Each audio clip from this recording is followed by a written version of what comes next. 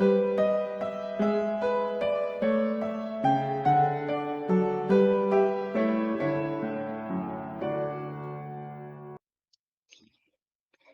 hermanos, vamos a orar a nuestro buen Señor, a dar inicio para dar lugar a nuestro tiempo de edificación en este maravilloso día, día de gracia, día de misericordia, día, hermano, donde podemos apreciar la bondad de Dios una vez más en nuestras vidas. Así que les invito a que oremos a nuestro buen Señor. Bondadoso Dios y Padre nuestro, buenos días y muchas gracias te damos en esta hora. Gracias, Señor, por tus nuevas misericordias. Una de las hermosas promesas que podemos, Señor, recordar es que nuevas son cada mañana tus misericordias, que esto es gracias a tu fidelidad, Señor, y qué bueno eres tú para con el alma que te busca. Gracias por ello, Señor, porque si hoy podemos decir que te estamos buscando, Señor, que estamos buscando tu presencia, es decir, que estamos yendo delante de ti porque queremos estar delante de tu trono de gracia, delante de tu presencia, Señor. Esto es gracias a tu obra en nosotros, a la obra de tu Espíritu en nosotros, Señor. Esto no fue algo exclusivo de nosotros.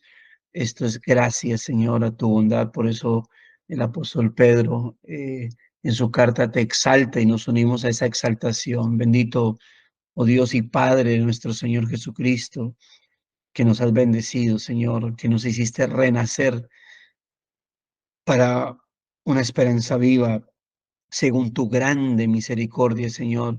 Y esto gracias a la resurrección de tu Hijo Jesucristo entre los muertos, porque no solamente murió para redimirnos de nuestros pecados, sino que también al haber sido obediente de manera perfecta hasta la muerte y muerte de cruz, entonces fue resucitado, Señor, en expiación, en recompensa, y fue resucitado para nuestra justificación, Señor, y así asegurar esa redención y esa más adelante glorificación nuestra, oh Dios. Gracias.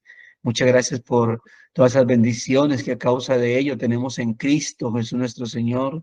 Bendiciones no simplemente terrenales, sino aún más allá. Bendiciones espirituales, celestiales, bendiciones que podemos obtener en Cristo Jesús, Señor nuestro. Gracias por ello, bendito Dios. Gracias. Muchas gracias por tu inmenso amor, por tu inmensa bondad, por tu gran misericordia, por tu gloriosa bondad para con nosotros, Señor. Gracias por cuidar a nuestra familia. Gracias por cuidar, Dios de la gloria, Señor, a nuestras familias, nuestros hogares, por protegernos de todo mal, de todo peligro, por cuidar a nuestros familiares, Señor, dentro y fuera de casa, lo mismo que nosotros, Señor. Y muchas gracias, porque la mayoría de esos familiares no son creyentes. Y oramos por ellos, Señor. Oramos porque les vaya bien, oramos porque sean guardados al salir, oramos para que regresen de nuevo sanos y salvos, y tú lo haces una y otra vez.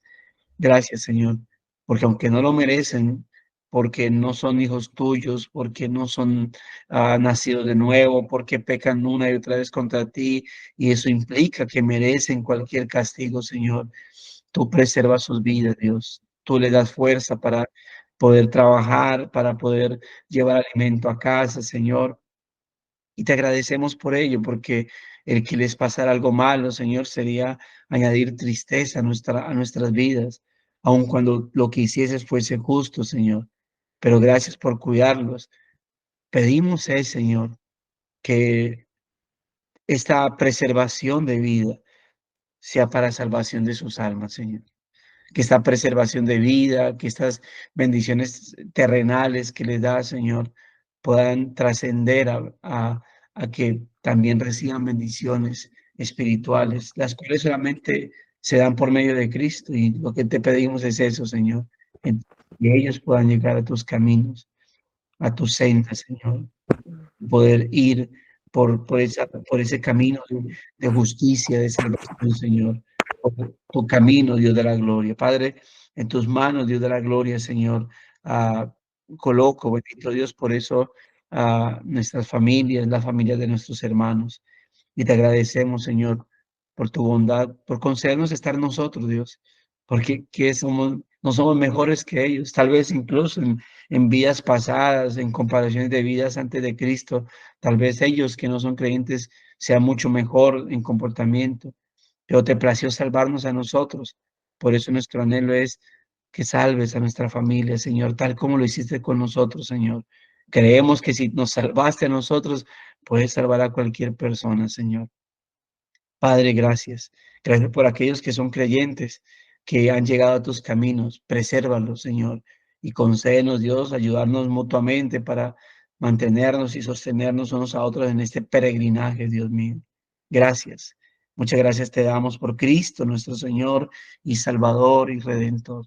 El honor y la gloria sea para ti. Gracias por este día, Señor. Día de misericordia, día de bondad. Algunos estaremos viajando hacia Armenia, Señor.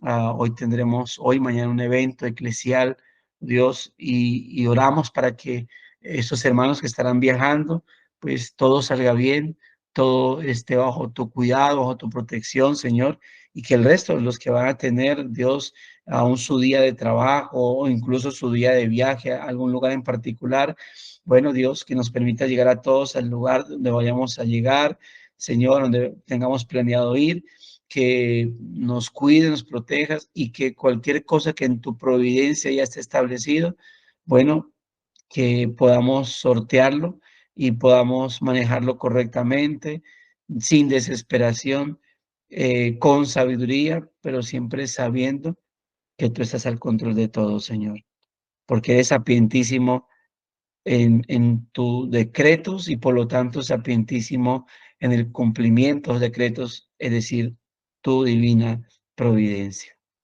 Saber que siempre todo lo tornas para bien de nuestra alma, sabiendo que cada circunstancia la has establecido y planeado, Señor, para que ese bien mayor siempre esté presente en nuestra vida, que es en donde usa las circunstancias para que el carácter de Cristo cada vez sea moldeado mucho mejor en nosotros, Señor.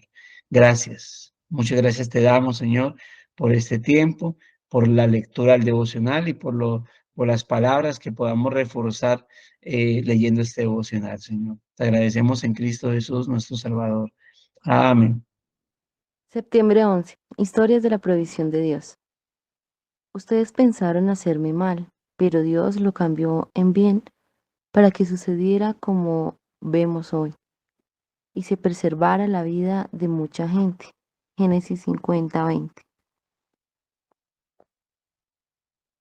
Los niños que aman a sus abuelos tienden a disfrutar de sus historias. Como abuelo de José, Isaac seguramente tuvo la oportunidad de sentarse con él y de contarle historia tras historia de la provisión de Dios, de hablar verdad a la vida de su nieto.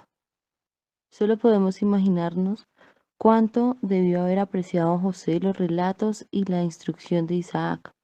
Sin embargo, la bondad de Dios hacia su familia en las generaciones pasadas parece haber sostenido a José incluso durante los momentos más dolorosos de su vida, porque una verdad notable sobre este hombre es que siempre estaba consciente de que Dios estaba en control.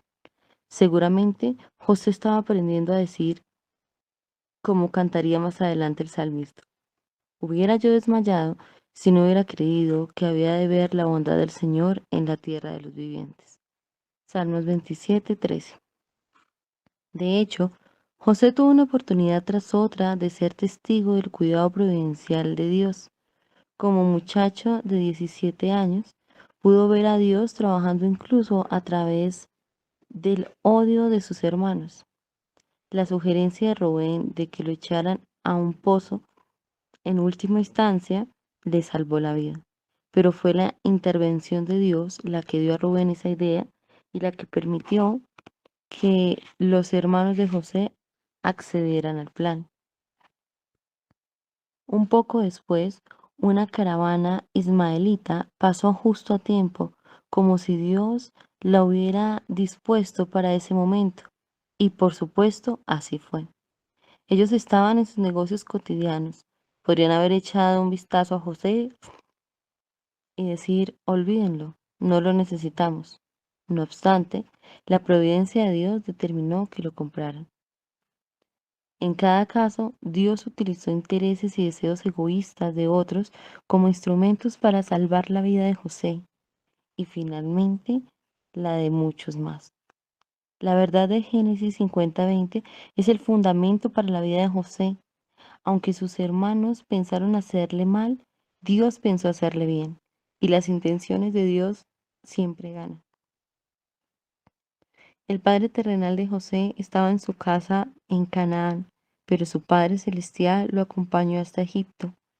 Su camino pudo haber sido desviado por la envidia de sus hermanos, por la lujuria de la esposa de Potifar, pero por la ira de este y por el egoísmo del copero. Pero sobre todas estas cosas fue dirigido por su Dios, para el bien de su pueblo.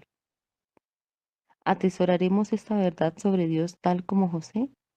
Dios logrará sus propósitos, incluso cuando no tenemos idea de a dónde se dirigen ni de lo que Él está haciendo. Esta es nuestra esperanza en cada circunstancia.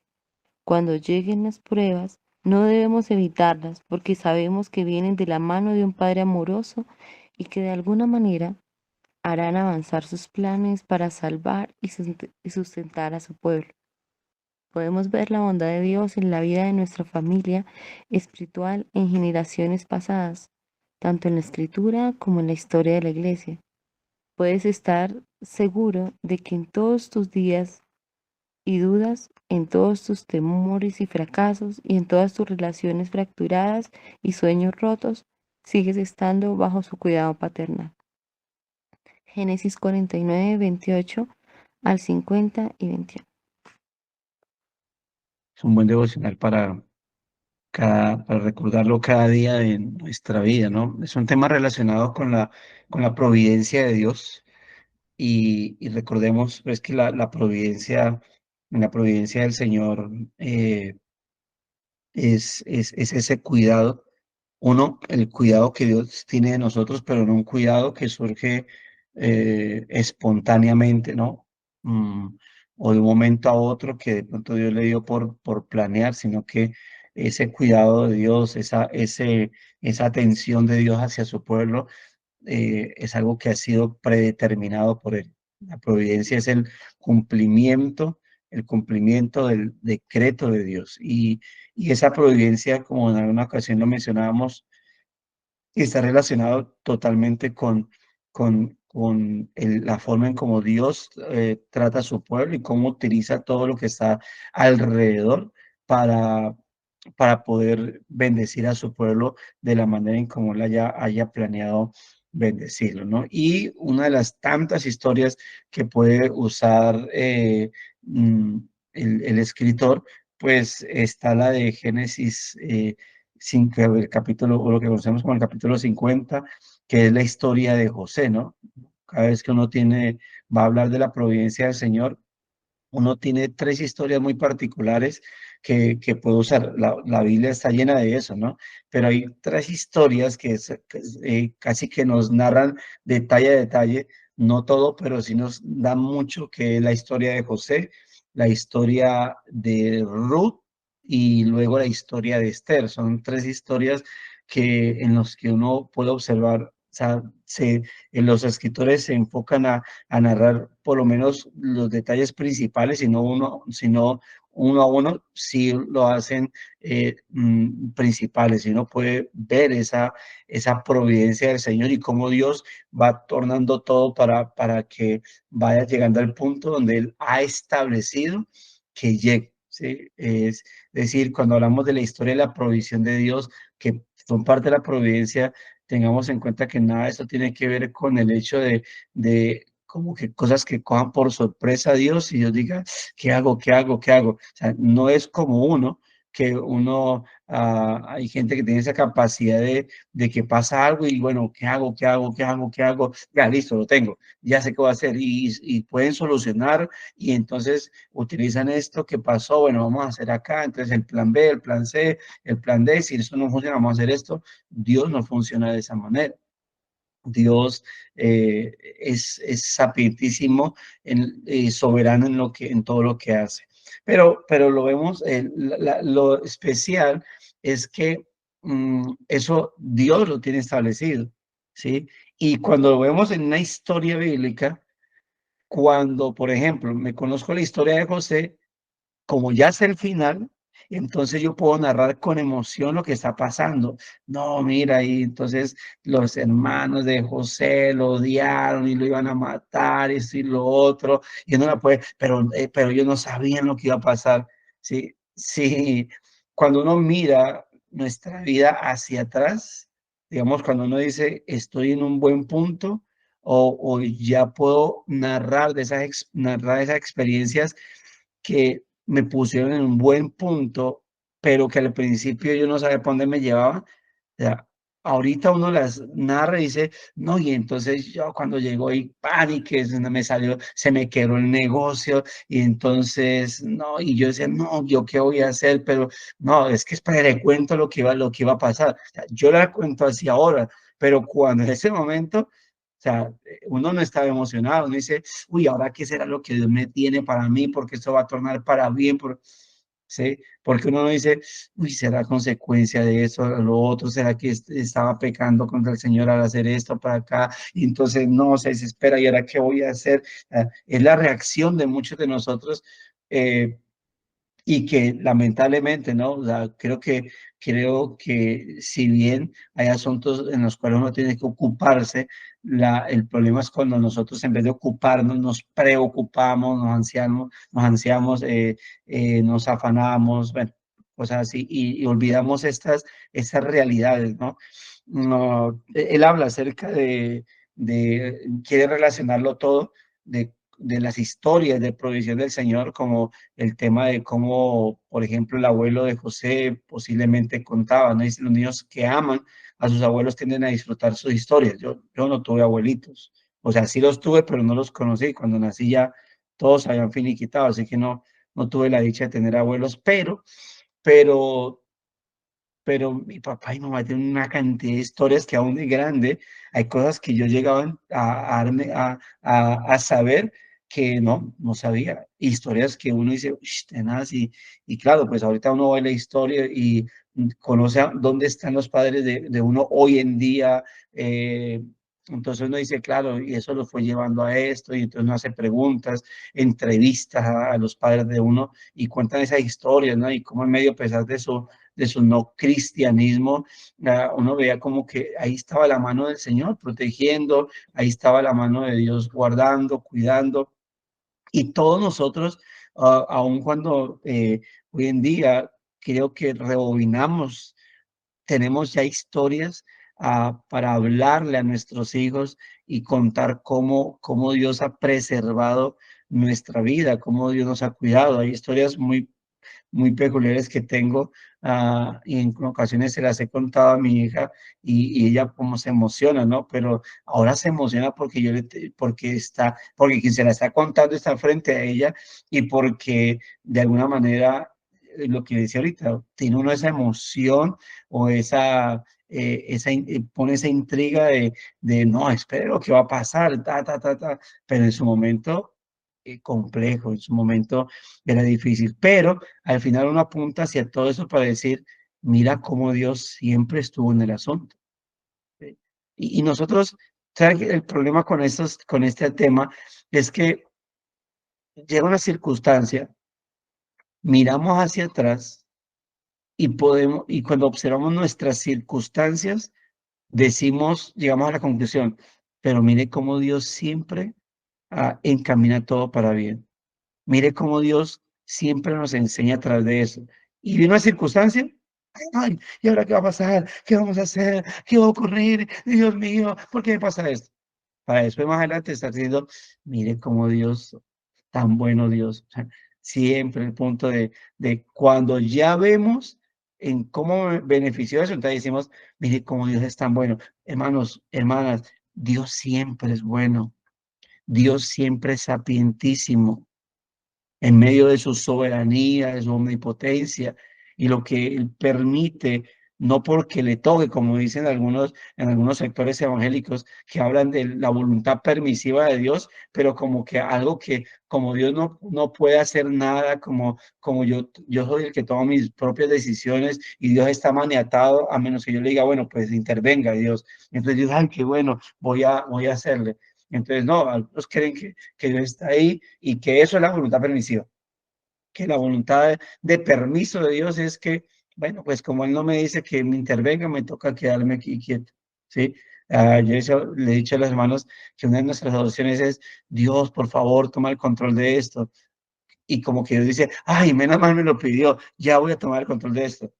No, más bien, creo que nuestras oraciones, Señor, danos sabiduría, danos discernimiento para poder ver tu mano detrás de todo este asunto. Dios siempre tiene el control. Dios está el control de todas las cosas. No porque yo le diga, Señor, toma el control, entonces ahora sí va a tomar el control. No es como si yo voy en el carro y digo, Dios, mira, no, lo que Él tiene el control de todo. Lo que necesitamos nosotros es discernimiento para poder ver la mano del Señor ahí y ver tal vez cómo él o está permitiendo esas cosas, ¿sí? Por algún asunto. Por eso cómo entendemos el decreto permisivo de Dios o el decreto de permiso, es que Dios decreta dejar fluir algunos asuntos de nuestra vida o de la vida del mundo para después llevar a cabo sus propósitos. Y todos ellos, o la mayoría, bueno, todos ellos tienen que ver, cuando se habla de este mundo, aquí hay un personaje no principal, pero sí esencial, porque el personaje protagónico en la historia de la humanidad es Dios con su gloria, Cristo, ¿verdad? Quien viene a exaltar esa gloria, a hacer la imagen del Dios invisible y unos beneficiados que somos la iglesia. Todo torna, ¿verdad? Todo lo que Dios, todos los medios que Dios utiliza en este mundo tienen que ver con la iglesia, incluso los problemas, las aflicciones, todo ello, las adversidades. Entonces, aquí habla de cómo posiblemente la vida de José estaba llena de historias, ¿no? De su abuelo Isaac. Bueno, exactamente no lo menciona. Yo puedo creerlo porque Génesis o la Torá o los libros de la ley se escriben siglos después. Y cómo la gente iba conociendo acerca de Dios, sino a través de la tradición oral, a través de la tradición oral, la importancia de hablar, de hablar. O sea, los israelitas no conocieron, es decir, el mundo, gran parte del mundo, entre ellos los israelitas, no conocieron cómo Dios creó las cosas hasta cuando Moisés escribió Génesis y que Dios se lo inspiró. Ahora, y cuando Moisés estaba escribiendo Génesis, él dijo, ay, así se creó el mundo. Y cuando pasó Génesis el libro, cuando la gente pudo acceder a Génesis, la gente dijo, ay, mira, ¿cómo así que Adán? ¿Y cómo así que? Ah, sí fue. No, todos ellos lo conocían. Solo que, ¿qué pasó? Que ahora ya no había una tradición oral que se iba a mantener, sino que ahora esa tradición oral estaba escrita, escrita. Entonces, de esa manera, la gente, en este caso José, podía conocer muchas cosas acerca de Dios que no tenía en la Biblia, no tenía un escrito, pero la tradición oral lo iba pasando de generación en generación hasta que Dios decide y establece que eso que se ha transmitido oralmente, ahora lo va a conocer, lo van a conocer a través de escritura. Cuando el libro de Génesis no se escribió, por ejemplo, para poder decir, mira, yo sí, no sabía cómo hacía el creador. No, es para generaciones posteriores, porque ya no solamente habría una tradición oral, sino que ahora habría una base más eficaz que la palabra del Señor. Entonces, por eso creo que aunque pues, no, la Biblia no hable de cómo Isaac sentaba en sus brazos, el abuelo Isaac sentaba en sus brazos a su nieto José y le contaba todas las historias de la providencia.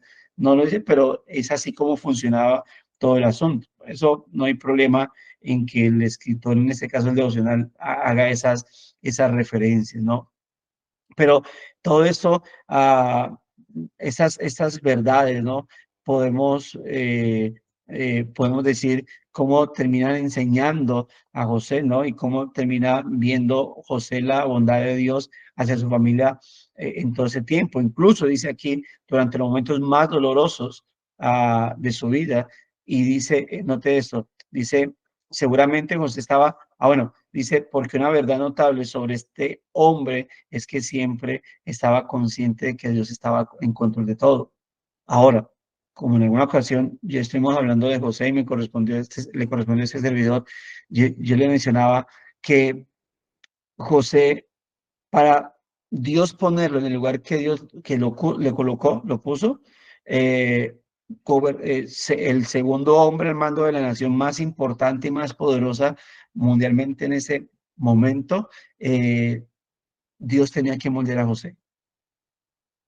Y es decir, José no podía pasar de antes de que sus hermanos planearan a asesinarlo y luego lo metieran en esa cisterna, no podía pasar de ahí a ser llevado a Egipto y convertirse en gobernador de la nación de Egipto.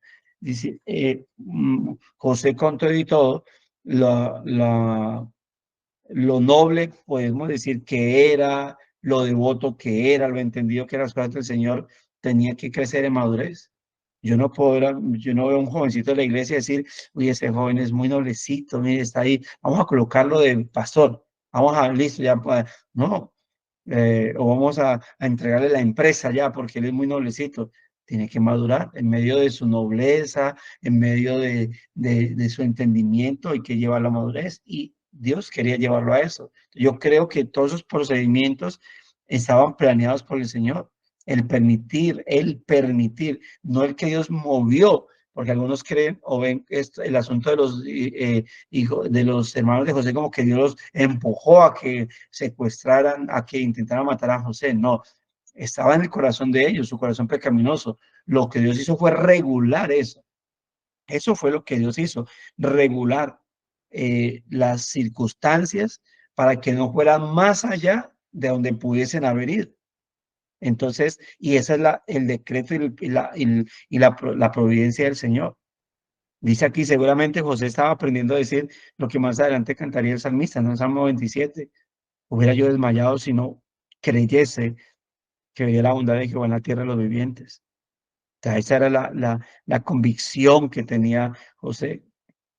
Y por eso, en medio de todo lo que él vivió, ¿no? De todo lo que pasó, por ejemplo, el tema de cuando los hermanos de José ya lo iban a asesinar, lo iban a matar, esa era la intención de ellos.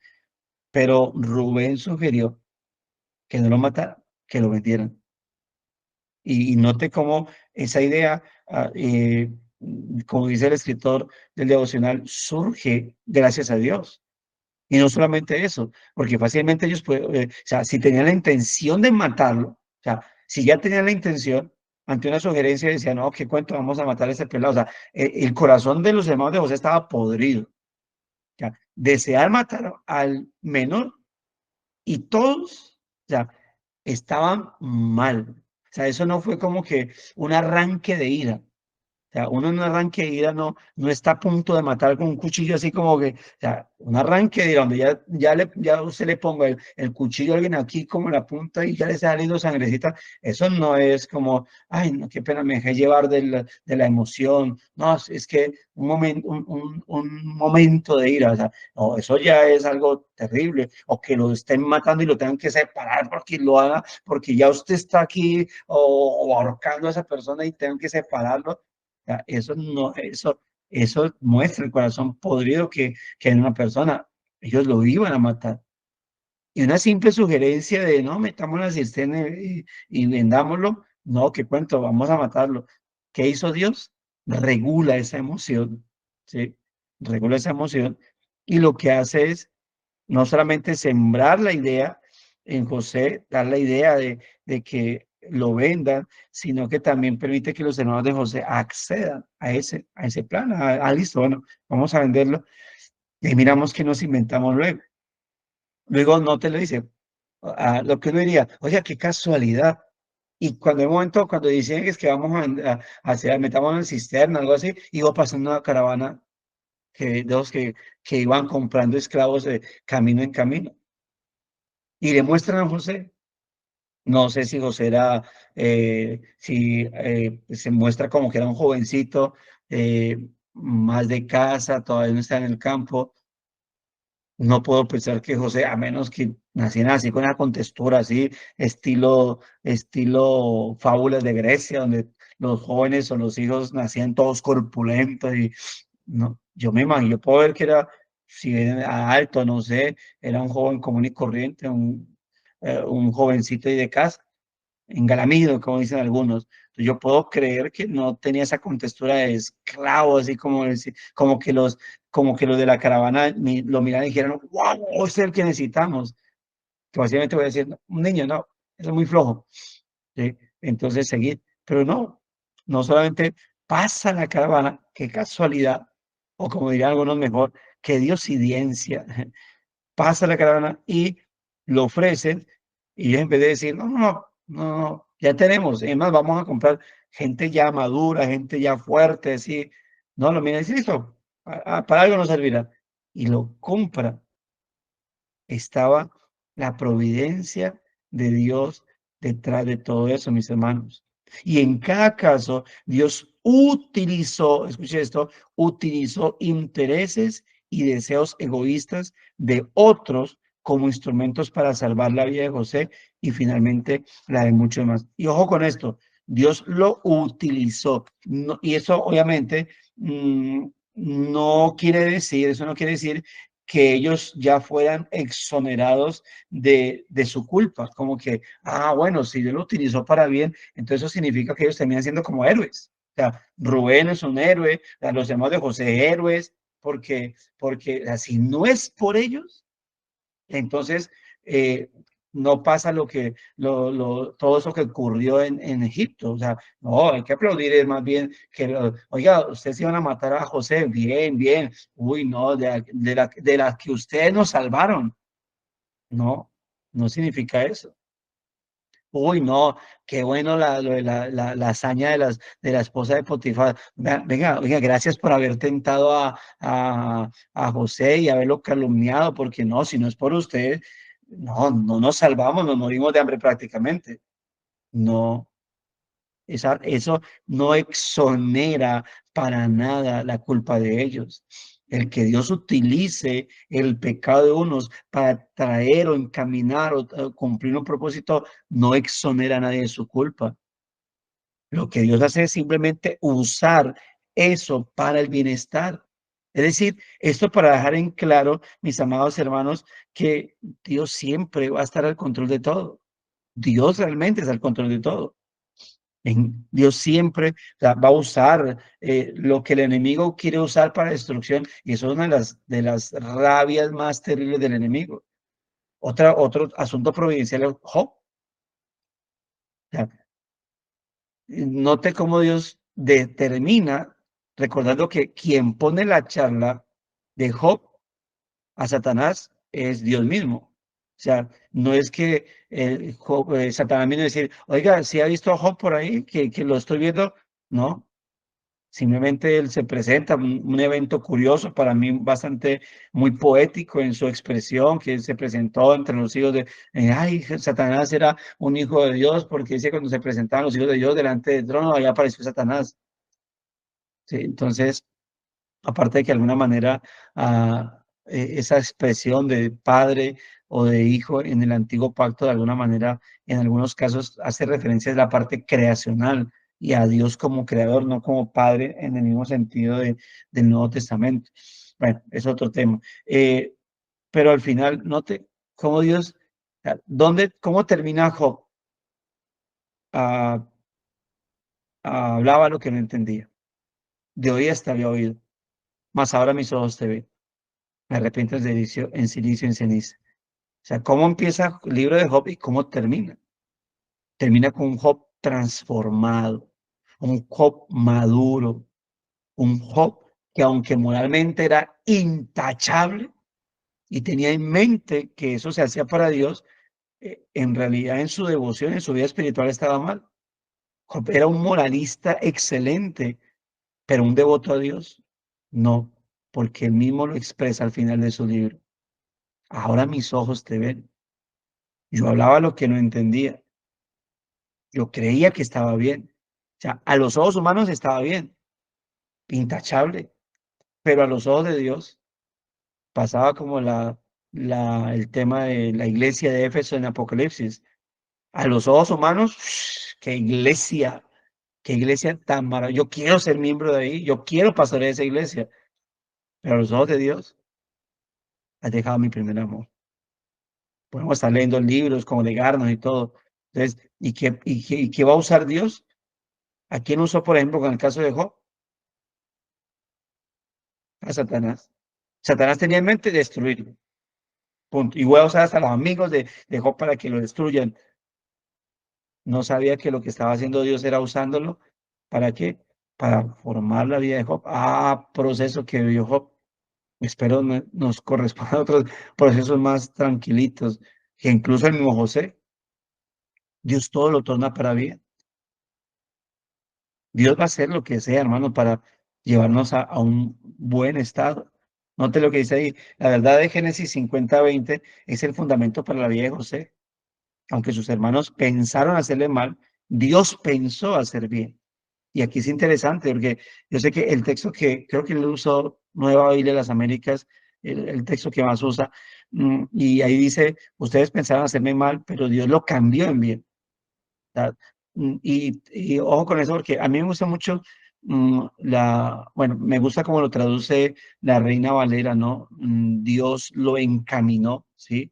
Lo encaminó a bien, creo que lo que dice, sí, lo encaminó a bien. La Biblia de Jerusalén dice, Dios lo pensó para bien. Ah, mm, Dice, Dios lo dispuso, pero me gustan los dos términos de encaminó y pensó, ¿sí? Ahora, porque no es un asunto de que, como lo dije al principio, viene la circunstancia y Dios dice, ¿qué hago? ¿Qué hago? ¿Qué hago? ¿Qué hago? Yo soy sabio, yo soy sapientísimo, ya sé qué voy a hacer. Plan B. No, Dios, cuando dice lo pensó, lo puedo leer de esta manera. Ustedes pensaron mal contra mí, pero Dios ya lo había pensado para bien. para hacerlo, para hacer lo que vemos hoy. Ya, de esa manera podemos interpretar brevemente el texto. Ustedes pensaron mal contra mí, mas Dios ya lo había pensado en bien para mí. ¿Y para qué? Para hacer lo que estamos viendo hoy. O sea, el propósito de Dios no solamente era, por un lado, tratar con la vida de José, sino también luego también beneficiar no solamente una nación pagana, sino que beneficiando a esa nación pagana iba a beneficiar a quien, a el pueblo de Israel o los hijos de Jacob. Como dice aquí, las intenciones de Dios siempre ganan. El padre terrenal de José estaba en su casa en Canaán, y a mí me gusta esa frase, pero su padre celestial lo acompañó hasta Egipto. Su camino pudo haber sido desviado por la envidia de sus hermanos, la lujuria de la esposa de Potifar, la lujuria y calumnia de la esposa de Potifar, ¿sí? La ira de Potifar, incluso no solamente pudo haberlo mandado a la cárcel, él podía haberlo mandado a asesinar.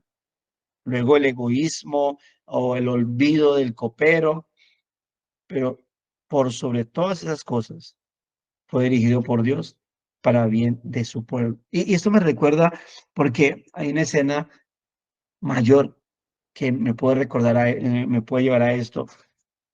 Y recuerdo que lo mismo sucedió con nuestro Señor. O sea, cuando uno lee, por ejemplo, note lo que dice Hechos, perdón, Hechos capítulo 2, note Hechos capítulo, voy a leer capítulo 2, verso 22 y 23. Hechos capítulo 2, verso 22 y 23. Dice, varones israelitas, está predicando Pedro, oí estas palabras, Jesús Nazareno, varón aprobado por Dios entre vosotros con las maravillas, prodigios y señales que Dios entre vosotros por medio de él, como vosotros mismos sabéis. Note, a este entregado por el determinado consejo y anticipado conocimiento de Dios, prendisteis y matasteis por mano de Nicos, crucificándolo. Note lo que está diciendo. Cuando dice determinado consejo, esa palabra que se traduce ahí como consejo también puede traducirse como decreto de Dios. Entonces lo que puede decir, lo que está diciendo es a Cristo que fue entregado, ¿sí? A maltrato. Dios lo entregó por su determinado decreto o consejo y se anticipado conocimiento. Pero Dios lo entregó y ustedes lo mataron. Ustedes lo prendieron. Es decir, no te está diciendo prendiste, ustedes prendieron y mataron. No los está exonerando de su pecado. Está dejando más bien en claro que lo que ellos hicieron, lo hicieron porque Dios lo estableció. Y algo muy similar dice más adelante en Hechos capítulo 20, Hechos 4, verso 27 y 28. Hechos capítulo 4, verso 27 y 28 dice, porque verdaderamente se unieron en esa ciudad contra tus, ahí está orando Pedro, orando, porque verdaderamente se unieron en esa ciudad contra tu santo hijo Jesús, a quien ungiste. Herodes. ¿Quién se levantó? ¿Quién se unió contra Jesús? Herodes, Poncio Pilato, los gentiles, hablando de los romanos y el pueblo de Israel. Y note, verso 28, para hacer cuanto tu mano y tu decreto, o como dice aquí, consejo, habían antes determinado que sucediera. Lo que pasó con Cristo, es decir, los judíos asesinaron a Jesús, lo promovieron.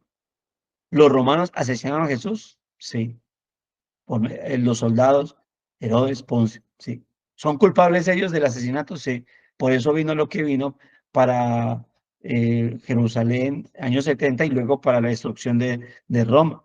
Para mí, consecuencia de lo que hicieron con el Mesías. Sí, a eso vino. Pero eso tenía un objetivo. Uno, la exaltación de Cristo. ¿Y cómo Cristo empezó a ser exaltado? Resurrección. ¿Sí? Luego eso implicaría su entronamiento. Ascendió para sentarse a la diestra de la majestad de las alturas. Pero aparte de eso, ¿quiénes fueron beneficiados? Dios exaltó a José. ¿Y quiénes fueron beneficiados? El pueblo de Israel. He aquí un mejor José. He aquí un mayor José. Porque el sufrimiento de Jesús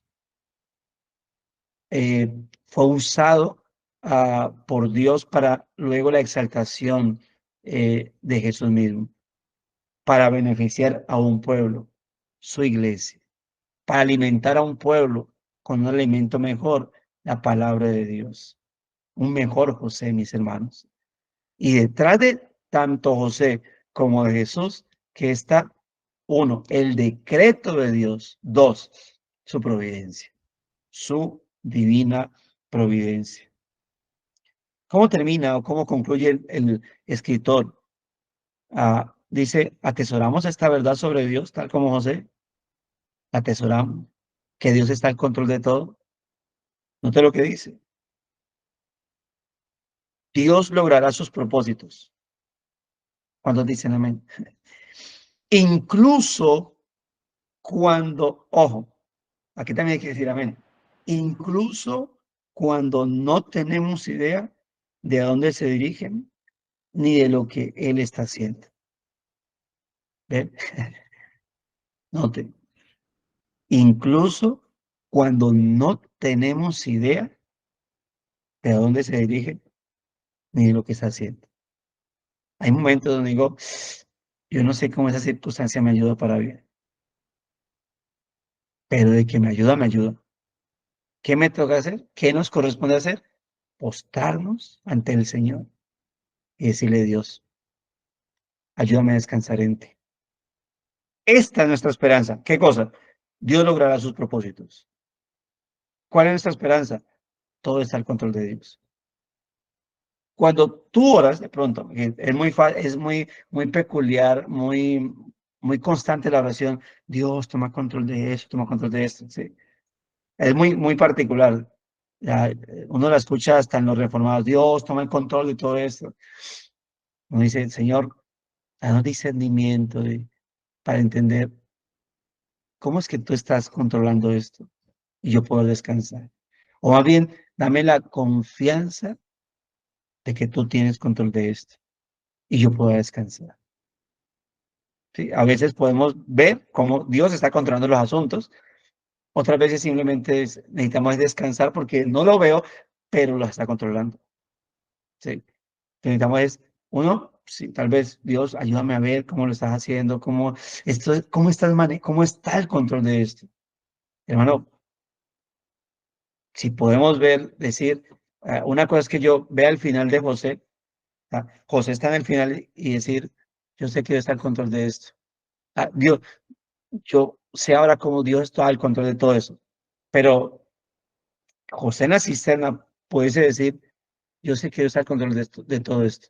¿Cómo? No sé, pero que está al control, está al control. No lo vamos a matar, vendámoslo. Me vendieron. José encadenado, camino, quién sabe dónde. José diciendo, yo sé que Dios está al control de todo esto. ¿Cómo? No sé, pero está. José calumniado, ¿sí? Mandado a la cárcel. Yo sé que Dios está al control de todo esto. ¿Hacia dónde voy? No sé, pero que está al control. Y así pudiésemos usar con la historia de Job. No, o sea, la historia de José es fuerte. La de Job, la muerte de sus hijos, la pérdida de su economía, su salud, su esposa, diciéndole, ay, ¿sabe qué? Originalmente diría, ¿sabe qué? Bueno, originalmente dice, bendice a Dios y muérete, pero en un sentido sarcástico. Por eso la Reina Valera y muchas versiones lo traducen como maldice a Dios y muérete. Porque aunque dice bendiga a Dios y muérete, en realidad está haciendo, su tono es sarcástico. No, pues, mire todo lo que está pasando, pues entonces siga bendiciendo a su Dios y muérase. Ese sería como el tono. Dios está al control de todo. Esa es nuestra esperanza, debe ser nuestra esperanza. Por eso dice, cuando lleguen las pruebas, no debemos evitarlas. A veces que ni siquiera podemos, hermano. Hay cosas que ni siquiera se pueden evitar por mucho que las intentáramos. Lo que tenemos que hacer es no ahogarnos en ellas. ¿Por qué? Porque sabemos que vienen de la mano de un Padre amoroso. Y no solamente amoroso, soberano. Y no solamente soberano, sapientísimo en todo lo que hace. Y que de alguna manera, aunque yo en el momento no lo entienda, de alguna manera harán avanzar sus planes para salvar y sustentar a su pueblo. O en este caso, mi alma. Bueno, es que yo soy parte de su pueblo. Hermanos, podemos ver la bondad de Dios en la vida de nuestra familia espiritual, en generaciones pasadas, tanto en la escritura como en la historia de la iglesia. Y puedes estar seguro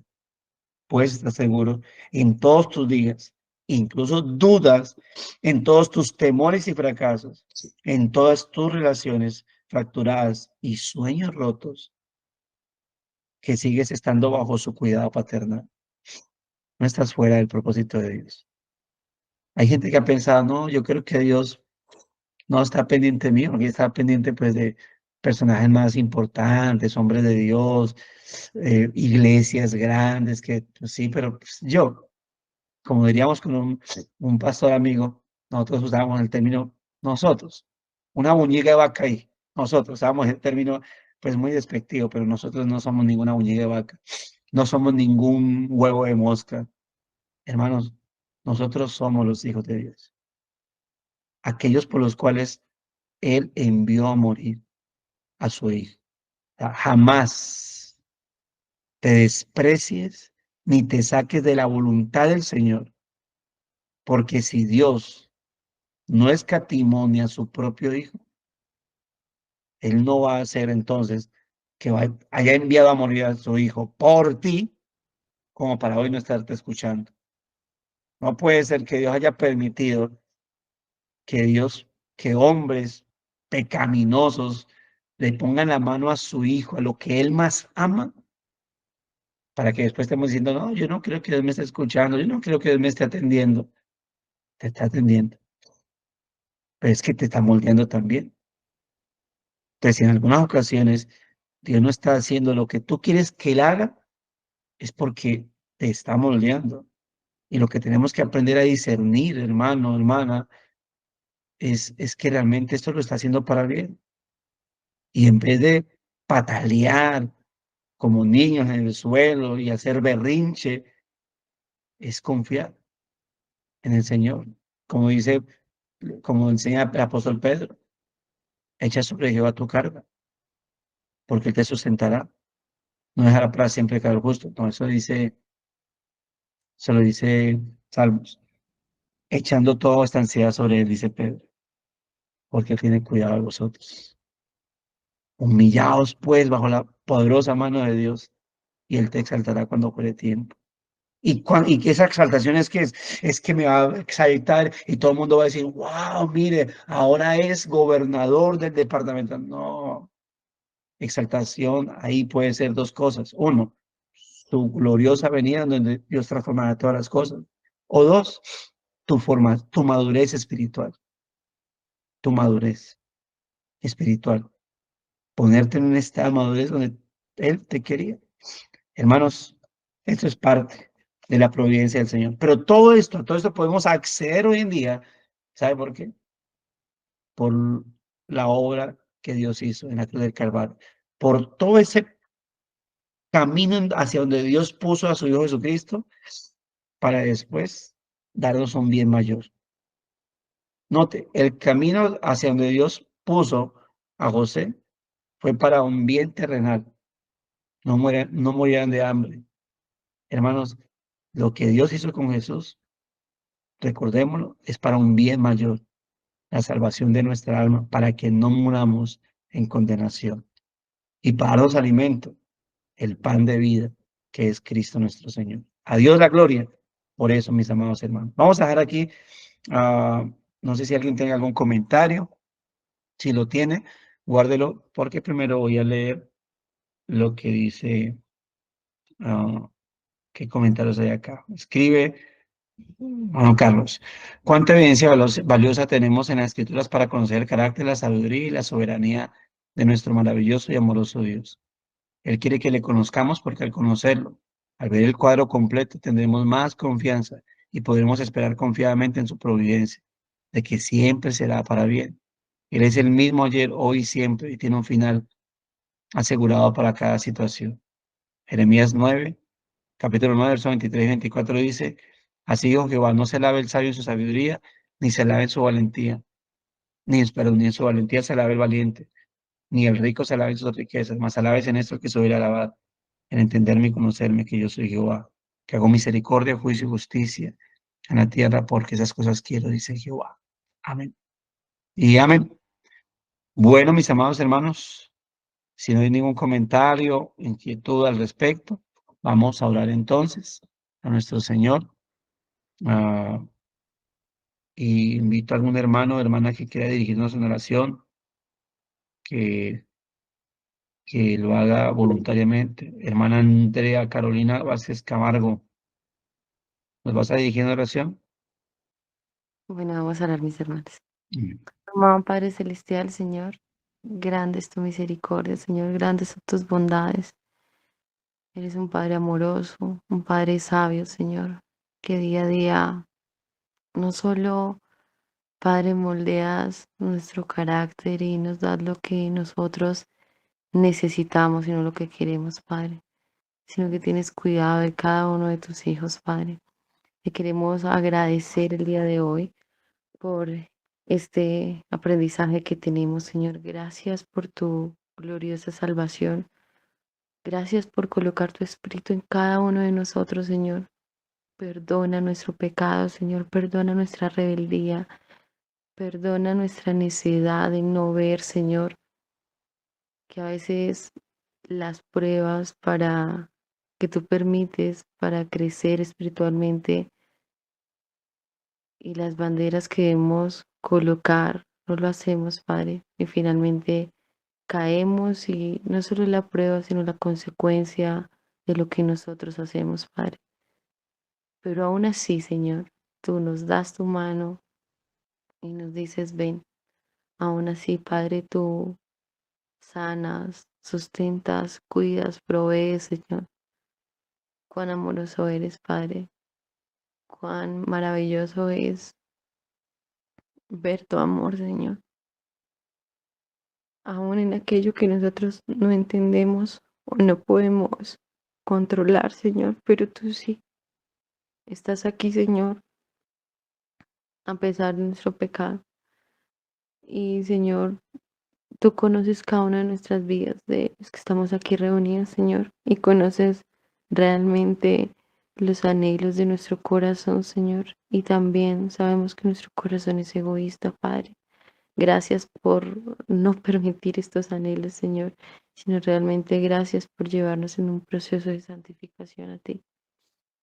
Gracias, Señor, por este tiempo, por los hermanos. Te ruego, Padre, que nos permita realmente analizar nuestras vidas y verte a ti, Señor. Si realmente estamos viviendo para tu gloria, si realmente nuestras vidas están alineadas con tu voluntad, Señor, y no en nuestros caprichos.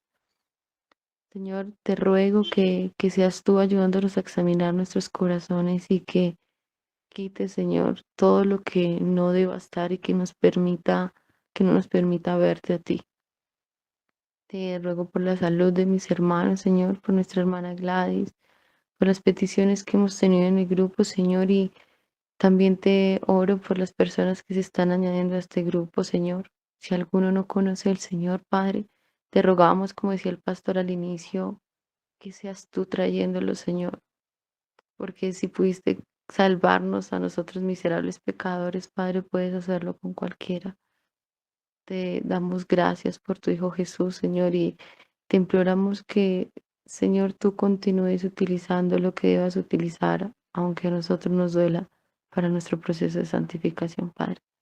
Te agradecemos y te pedimos que, así como nos indicaba el pastor ahora, que Dios nos dé la confianza de que realmente tú tienes el control en esto y que nosotros podamos descansar, Señor, que podamos como cuando estamos en una piscina, Señor, solo flotar y descansar en ti, Señor, que sea como el viento que aunque no lo vemos, sentimos tu amor, Señor, que estás allí, que estás con nosotros, que estás en el control y que precisamente ese control nuestro sea erradicado cuando nos despojamos de toda esperanza en nosotros mismos y solo te vemos a ti, Señor. Te agradecemos, Señor, y te hemos orado en nombre de tu Hijo Jesús. Amén. Muchas gracias, hermana. Bueno, mis hermanos, me alegro compartir con ustedes. Gracias y paz a sus vidas. Firmes y adelante, huestes de la fe.